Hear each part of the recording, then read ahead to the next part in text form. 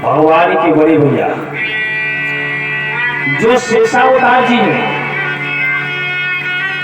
बलराम के साथ रेवती का विवाह किया। और सुखदेव जी कहते हैं कि बलराम जी से 2 बेटा भी हुए जिनका भागवत में नाम नहीं। बलराम जी के विवाह की चर्चा भागवत में है, लेकिन बलराम जी के 2 बेटा हुए, उन बेटों का नाम भागवत में नहीं है। विष्णु पुराण में नाम दिया है निषिद्ध और उन्मोद। ये बलराम जी के 2 बेटा हुए। अब भगवान के विवाह की चर्चा को सुनो। सुखदेव जी कहते हैं कि भगवान द्वारका के सम्राट हो गए, राजा हो गए। और भगवान एक दिन बैठे बैठे विचार करते हैं कि हम द्वारका के राजा हैं और देखने में बड़े सुंदर है, कोई कमी नहीं है ना। भगवान बड़े सुंदर है, देखने में कोई कमी नहीं है। तो भगवान ये विचार करते हैं कि हमारा विवाह करने के लिए मुझे देखने के लिए कोई नहीं आता है ना। भगवान ने विचार किया कि मुझे देखने के लिए या मेरा विवाह करने के लिए कोई नहीं आता है और कमी कोई है नहीं। अगर कमी होती तो कोई बात नहीं, कमी कोई है नहीं, राजा है, देखने में सुंदर है, तो आते क्यों नहीं। भगवान ने विचार किया तो भगवान ने अपने मन में ही हिसाब लगाया कि हो सकता है कि लोग मुझे देखने क्यों नहीं आते हैं, मेरा विवाह करने क्यों नहीं आते हैं। तो भगवान ने विचार किया कि हो सकता है कि पीछे का जो हमारा रिकॉर्ड रहा, पीछे वाला रिकॉर्ड वो कुछ डिस्टर्ब रहा। क्या रहा डिस्टर्ब? बोले माखन चुराते रहे है ना, गौएं चराते रहे। तो अब चोर के साथ में अपनी बेटी के कौन शादी करेगा, इसलिए कोई आता नहीं है ना। भगवान विचार करते हैं और ऐसा भी हो जाता जब ज्यादा उम्र हो जाती लोगों की तो फिर विचार करने लगते कि जाने ब्याह हो कि नहीं हो, ज्यादा उम्र वही जा रही है। भगवान 25 साल के तो पक्के हो गए भाई। 11 वर्ष रहे वृंदावन और 14 वर्ष रहे मथुरा, तो 25 के तो पक्के हो गए। वो साल 2 साल और कर दिया। तो अब भगवान बैठे बैठे विचार करते हैं कि कोई शादी के लिए आएगा कि नहीं आएगा। और सुखदेव जी कहते हैं कि भगवान के 1-2 विवाह नहीं हुए। कितने विवाह हुए भगवान के? कथा में सुना होगा कितने विवाह हुए भगवान के? 16,108 नहीं, हिंदुस्तान है कि हिंदुस्तान नकलची नंबर 1 का है हिंदुस्तान। एक कह गया तो लेन पकड़ ली। देखना सुनना कुछ नहीं है कि किस ग्रंथ में क्या लिखा है। भागवत में 16,008 विवाह है, 108 नहीं। ये जाते लोग 16,108, 16,108। देखना सुनना कुछ नहीं, पढ़ना लिखना कुछ नहीं। भगवान के 16,008 विवाह हुए, उसमें 8 विवाह भगवान के अलग अलग हुए और 16,000 एक साथ हुए। तो कितने हो गए? 16,008। और भागवत में लिखा है प्रत्येक रानी से 10 बेटा हुआ भगवान के। प्रत्येक रानी से 10 बेटा हुए भगवान के।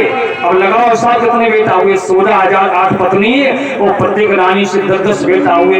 लगाओ साथ। और यहाँ ऐसा ना लगाओ, ये तो कथा सुनो, घर लगाना साहब रात को कहेंगे हिसाब लगा तो कथा भूल जियो, इसलिए कथा सुनो, हिसाब लगाना रात को। लिखा है 10 बेटा हुए भगवान के। लोग कह जाते हैं कि 56 करोड़ यदुवंशी थे भागवत में। मैंने जितने भागवत में श्लोक है मैंने सब पढ़े है ना, एक भी श्लोक नहीं जो मैंने ना पढ़ा हो। ऐसा कोई भागवत में श्लोक नहीं है कि जो लिखा हो कि 56 करोड़ यदुवंशी थे। अन्य ग्रंथों में होगा, हमें कितने नहीं होगा, बिल्कुल होगा। अन्य ग्रंथों में, अन्य पुराणों में होगा, लेकिन भागवत में ऐसी कोई चर्चा नहीं है कि भगवान का ना इतना बड़ा वंश था कि 56 करोड़ यदुवंशी थे। भागवत में हाँ इतना जरूर दिया गया है कि भगवान का वंश इतना बड़ा हो गया था, भगवान का परिवार इतना बड़ा था कि भगवान के बच्चों को पढ़ाने के लिए 3 करोड़ और 86 लाख अध्यापक थे। ये श्लोक है भागवत में। हम लोग बिना श्लोक की कोई चर्चा नहीं करते हैं। जो होगा वही कहेंगे ना, और जो नहीं होगा तो नहीं कहेंगे। यहाँ चर्चा दी गई है ना, भागवत के 10वें स्कंद में बताया गया है कि भगवान के इतनी नाती पंथी संती थे कि उनके बच्चों को पढ़ाने के लिए 3 करोड़ 86 लाख अध्यापक थे, है ना। ये संख्या का वर्णन किया गया है। अब आइए भगवान के प्रथम विवाह की चर्चा को सुनेंगे। प्रथम विवाह भगवान का हुआ किसके साथ हुआ? सुखदेव जी कहते हैं राजासीत भीष्म को नाम विदर्भाधिपति महा तस्य पंचाभवन पुत्रः कन्यकाचार्वराणः। भगवान का प्रथम विवाह, भगवान कृष्ण का प्रथम विवाह लक्ष्मी मैया के साथ हुआ। चाहे इनको लक्ष्मी कह लो, चाहे इनको सीता कह लो, और चाहे इनको रुक्मिणी कह लो। देखो रुक्मिणी मैया राजा सिद्ध भीष्म को नाम, एक राजा हुए भीष्मक नाम के, और ये कहाँ के राजा हुए? बोले विदर्भाधिपति महान। विदर्भ कहते महाराष्ट्र को, विदर्भ मानी महाराष्ट्र। ये महाराष्ट्र के राजा हुए और इनकी जो राजधानी है उसको कहते कुंडलपुर, है ना। जो कुंडलपुर है महाराष्ट्र में, विधानसभा सीट में भी आता कुंडलपुर। यहाँ के राजा हुए भीष्म, इनके 5 बेटा हुए। और कन्या का वरानना, एक कन्या वो साक्षात कौन है? ये साक्षात लक्ष्मी है। जब लक्ष्मी का आगमन हुआ भीष्म के घर, जब मैया लक्ष्मी कुछ बड़ी हुई तो नारद जी पहुंचे मैया के यहाँ, और मैया को नारद जी ने भगवान श्याम सुंदर की सुंदरता, उनका ऐश्वर्य आदि का वर्णन किया। मैया रुक्मिणी को श्रवण कराया तो मैया रुक्मिणी ने मन में संकल्प ले लिया कि मेरे पति द्वारकाधीश होंगे। और रुक्मिणी का जो भैया है जिसको रुक्म कहते हैं, वो कंस की पार्टी का था, कंस की पार्टी का। और जब उसे मालूम पड़ा कि मेरी बहन उस माखन चोर को अपना पति बनाना चाहती है, तो रुक्मिणी आकर के दमघोष के पुत्र शिशुपाल को, ये भगवान की बुआ का खास बेटा है शिशुपाल, शिशुपाल के साथ विवाह पक्का कर दिया। और ये रुक्म जानता है कि मेरी बहन कन्हैया से विवाह करना चाहती, तो कहां पहुंचा? शिशुपाल के साथ विवाह पक्का कर दिया, बारात का निमंत्रण दे दिया। और जब मैया को मालूम पड़ा कि बारात लेकर के शिशुपाल आने वाला है, तो मैया बहुत दुखी हो गई। अब क्या हो? और जब 5 दिन रह गए बारात आने के, अब मैया रुक्मिणी बहुत घबरानी कि कन्हैया को तो मालूम भी नहीं है वो बारात आने वाली है। मैया दुखी बैठी थी, जब तक पंडित जी आ गए इनके कुल पुरोहित। रुक्मिणी से पूछा, देवी तुम्हारा तो विवाह होने वाला है, बारात आने वाली है, और तुम दुखी क्यों रहती हो? तो रुक्मिणी ने पंडित जी को अपनी सारी कहानी सुना दी, और ये भी सुना दिया कि प्रभु मैंने भगवान द्वारकाधीश को अपना पति चुन लिया है। और मैया ने कहा, पंडित जी अब आप मेरी सहायता करो। अरे पंडित जी ने कहा, देवी हम तो ब्राह्मण हैं, हम आपकी सहायता क्या करें? तो रुक्मिणी ने कहा, पंडित जी हम भगवान को एक पत्र लिख करके भेज रहे हैं, अभी समय है, तुम पत्र लेकर के द्वारका चले जाओ। तो पंडित जी ने कहा, पत्र लिखो। तो मैया ने पत्र में लिखा भगवान को। वैसे 8 श्लोक दिए भागवत जी ने, 8 श्लोकों में मैया ने द्वारकाधीश को पत्र लिखा। श्लोक तो कम है, लेकिन ऐसा पत्र लिखा जैसे गागर में सागर भर दिया हो। रुक्मिणी क्या लिख रही है? श्रुत्वा गुलाम भुवन सुंदर स्वर्गतामुते। मैया भगवान को क्या लिख रही है पत्र में? त्रिभुवन सुंदर, है ना। क्या लिखा भगवान को मैया ने? त्रिभुवन सुंदर। मैया कहती मैंने देखा नहीं आपको अभी, तो फिर कैसे लिख दिया? त्रिभुवन सुंदर। तो मैया कहती मैंने देखा नहीं है, लेकिन मैंने सुना है। प्रभु आप त्रिभुवन सुंदर हैं, आपकी सुंदरता और आपकी लीला को सुन करके मेरा एक एक अंग, मेरी एक एक इंद्रिय जो है ना वो बेचैन है। प्रभु मैंने आपको पति चुन लिया है, मैंने आपको पति मान लिया है। वो शिशुपाल बारात लेकर के आने वाला है। वो मैया पत्र में लिखती है कि नैया को प्रभु गाय का भाग गधा खा जाए तो अच्छी बात नहीं है। मैया कहती है मैंने आपको पति चुन लिया है, सारे शत्रु बारात में आ रहे हैं आपकी मैया ने कहा वो आपको आना है, मुझे यहाँ से ले जाना है। तो मैया ने पत्र में ये भी लिख दिया कि कहाँ आना है, हम तुम्हें कहाँ मिलेंगे। मैया ने पत्र में लिख दिया कि आप मेरी गिरजा मंदिर पर पहुंचे, हम वहां गिरजा पूजन के लिए आएंगे, आप वहीं से मुझे ले चले। पंडित जी पत्र लेकर के और जब द्वारकापुरी पहुंचे और द्वारकापुरी में जब कन्हैया ने पत्र पढ़ा तो सुखदेव जी कहते कन्हैया ने किसी को कहा नहीं, किसी को नहीं बताया, क्योंकि भगवान जानते अगर किसी को कह दिया तो मुझे कोई नहीं जाने देगा, क्योंकि भगवान के बुआ का जो बेटा है उसकी बारात में आ रही है रुक्मिणी के यहाँ। तो अब भगवान अगर ये द्वारका में कहते कि मुझे रुक्मिणी को लेने जाना है तो कौन जाने देता। इसलिए भगवान चुपचाप अपने साथी को लेकर के और पंडित जी को लेकर के बैठे रथ पर। और इस समय भगवान का रथ, भगवान कहाँ रहते हैं? गुजरात में। और रुक्मिणी मैया कहाँ है? पूरे महाराष्ट्र में।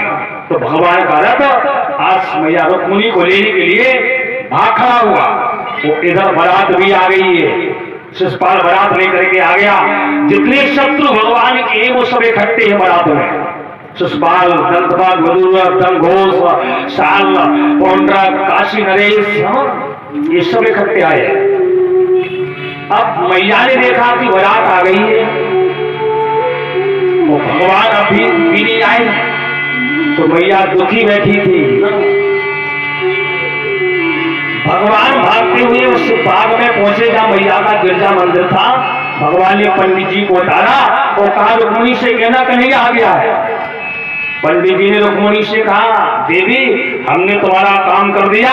तो लक्ष्मी जी ने कहा पंडित जी अब तुम्हें आशीर्वाद देते हैं, अब तुम यहाँ से जाओ और तुम मारवाड़ी ब्राह्मण हो जाओ, अब तुम्हें पांडित कर्म नहीं करना पड़ेगा, तुमने मेरा बहुत बड़ा काम किया। तो पंडित जी ने भी समझ लिया कि अब दो पार्टी इकट्ठी हो गई है, अब यहाँ विवाह तो पढ़ा नहीं जाएगा, 1 घंटा के बाद में युद्ध होगा, है ना। दो पार्टी इकट्ठी हो गई है। तो पंडित जी ने कहा मेरा काम भी कुछ नहीं है। पंडित जी चल दिए। रुक्मिणी जब गिरजा पूजन को चली तो 3000 सखियां जा रही साथ में रुक्मिणी के, 10,000 सैनिक जा रहे रुक्मिणी की रक्षा करने के लिए, क्योंकि रुक्म जानता है कि द्वारकाधीश अवश्य आएगा। और जब मैया का डोला पहुंचा कहां? बाग में, गिरजा मंदिर में। वो मैया जैसी पालकी से निकली तो भगवान रथ पर बैठे थे। और जैसी मैया ने भगवान को देखा तो लिखा है बाम उर भुजो। मैया रुक्मिणी की बाई भुजा फड़की, बाया नेत्र फड़का, मतलब हमारी माताओं का बाया अंग अगर फड़ के आंख, हाथ, पैर कुछ भी तो शुभ है। और पुरुषों का दाया अंग शुभ है, अगर पुरुषों की दाई आंख फड़ के तो शुभ है, माताओं की बाई आंख फड़ के तो शुभ है, लेकिन मिनट 2 मिनट फड़ के तो शुभ है। और दिन भर फड़ के तो चक्कर में नहीं रहना, सुबह सुबह सुबह तब तक आप आंख भी दे बैठो, पर दिखाना है डॉक्टर को। यहाँ मैया भगवान को देख करके बड़ी प्रसन्न हो गई और भगवान के रथ की तरफ चली। तो भगवान ने कहा नहीं, पहले गिरजा मंदिर में जाकर के मैया गिरजा का पूजन करो, उनका आशीर्वाद लो। तो मैया लक्ष्मी गिरजा के मंदिर में गई, 1650 विधिवत मैया कात्यायनी का पूजन किया। और फिर मैया रुक्मिणी सुंदर पुष्पों का हार मैया को पहनाती है और प्रार्थना करती है मैया गिरजा से। क्या कहती है? जय गज बदन खजानन माता,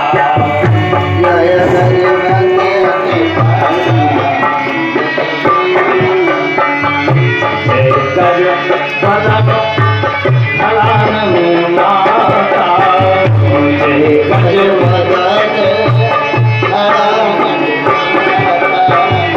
जगती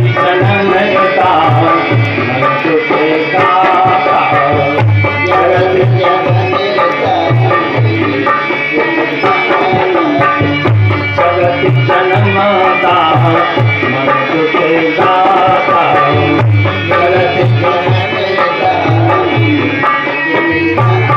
देव पूज पद कमल तुम्हारे, सुर नर मन सब होय सुधारे, जब मैया ने विधिवत पूजा की तो मैया गिरजा प्रसन्न हो गई।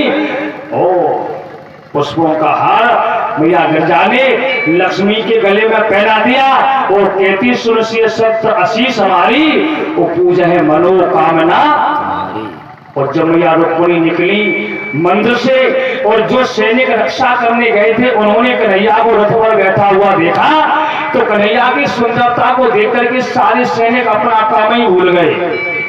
कोई कहता है राजकुमार कितना सुंदर खड़ा है, कोई कहता है इसका मुकुट कितना सुंदर है, कोई कहता है इसका पीतांबर कितना सुंदर है, कोई कहता है इसका रथ कितना सुंदर है, तो कोई कहता इसके रथ के घोड़े कितने सुंदर है। वो सुंदरता में लगे। और जब तक मैया रुक्मिणी भगवान के रथ के पास पहुंची और जब रथ के पास पहुंची तो भगवान ने इतनी फुर्ती की रुक्मिणी को रथ में चढ़ाने की। लेते चढ़ावत खींचते बारी,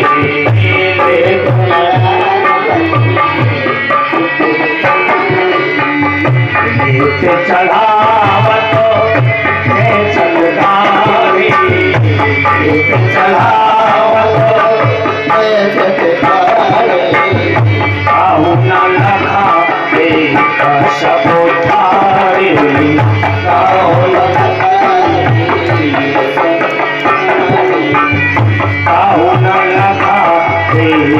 सब उठारे,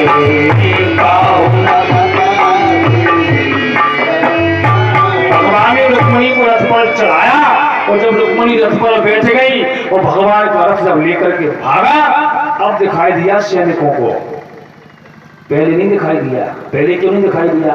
सुखदेव जी कहते इसलिए कि सैनिक कन्हैया को देख रहे थे और जिसकी आंखें कन्हैया को देखने को लग जावे या जिसकी आंखें कन्हैया को देखने लगे फिर उसको संसार ना दिखाई नहीं देता है। ओ भगवान का रथ भागा, सैनिक पीछे पड़े और सखियों ने जाकर के रुक्मिणी को बताया कि रुक्मिणी को द्वारकाधीश ले गया। ओ रुक्मिणी का भैया अपनी सेना को लेकर के अपनी नगर से निकला। उसने संकल्प लिया। क्या संकल्प लिया उसने ये संकल्प लिया अत्वा समझे। वो कहता है कि तुम्हें कृष्ण को मारेंगे और अपनी बहन को वापस लाएंगे, वो ऐसा ना कर सके तो कुंडनम ना परिवेक्षयामि। वो संकल्प लेता है कि हम अपने नगर में पैर नहीं रखेंगे। भगवान से जाकर के युद्ध करने लगा। भगवान ने सारी सेनाओं को परास्त कर दिया। अंत में भगवान ने रुक्मिणी के भैया को भी परास्त कर दिया और भगवान ने रुक्मिणी के भैया को मारने के लिए और जैसे हाथ में खटक लिया तो रुक्मिणी जी रथ पर बैठी थी और रुक्मिणी ने देखा कि मेरा भैया मारा जा रहा तो अब रुक्मिणी पर सहन ना हुआ, रथ से कूद पड़ी और कन्हैया के चरणों में गिर पड़ी। बोले प्रभु ये मेरा भैया है, अब इसको छोड़ दो। तब तक बलराम जी भी आ गए अपनी सेना लेकर के। बलराम जी ने कहा कन्हैया इसको मत मारो, ये रुक्मिणी का भैया है, अभी इसकी आवश्यकता पड़ेगी। बलराम जी ने कहा जब परिक्रमा होगी तो भैया दान डालता ना तो भैया कहां से लाओगे, इसलिए इसको छोड़ो। तो कन्हैया ने इसको छोड़ दिया। भगवान रुक्मिणी को लेकर के द्वारकापुरी आए। ब्रह्मा जी ने भगवान के विवाह का मुहूर्त निकाला है ना। अगन की जो पंचमी होती है जिसको विवाह पंचमी कहते हैं, मैया रुक्मिणी का भगवान कृष्ण के साथ विवाह पंचमी को विधिवत विवाह हुआ। और विवाह के बाद में जब समय आया तो मैया रुक्मिणी से एक पुत्र हुआ जो साक्षात काम है। एक का नाम पुतुम्न है। ये 6 दिन के लिए हो पाए थे और संबरासुर दैत्य आया, सूतग्रह से भगवान के पुत्र को उठाया और समुद्र में फेंक दिया और समुद्र में मछली ने निगल लिया और इस मछली को मल्लाहे ने पकड़ा और मछली को चीरा तो भगवान का पुत्र मछली के पेट से जीवित निकला। मारने वाला है भगवान और बचाने वाला है भगवान और बाल न बांका होता उसका जिसका रक्षक दया निहार। देखो समुद्र में भी नहीं मरा, मछली खा गई, मछली के पेट में भी नहीं मरा भगवान का बेटा, वो मछली को चीरा गया तो जीवित निकला।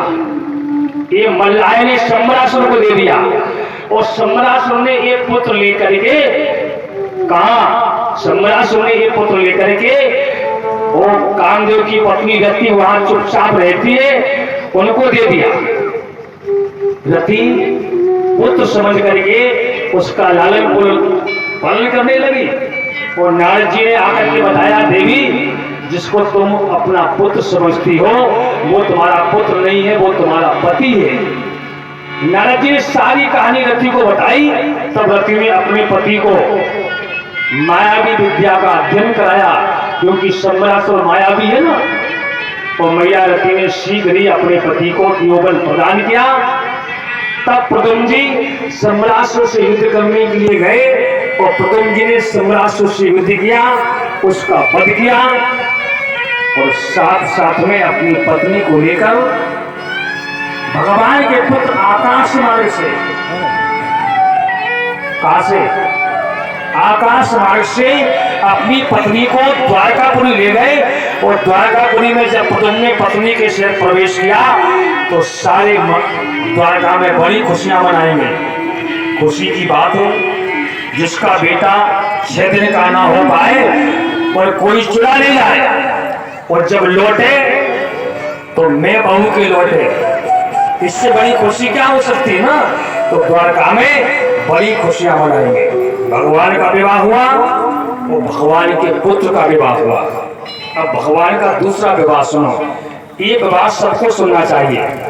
ये भगवान का जो दूसरा विवाह है ये बड़ा पावन है। इस विवाह को जो भी सुनता है, सुखदेव जी कहते हैं अगर किसी को कलंक भी लग जाता है ना तो इस कथा को सुनने से वो कलंक से छूट जाता है। ये बड़ा सुंदर विषय है। इस कथा को सुनने से अगर कलंक भी लगा है तो कलंक का क्षय हो जाता है, कलंक का विनाश हो जाता है। ये भगवान का दूसरा विवाह है। देखिए यहाँ सुखदेव जी भगवान के दूसरे विवाह की चर्चा को करते हैं।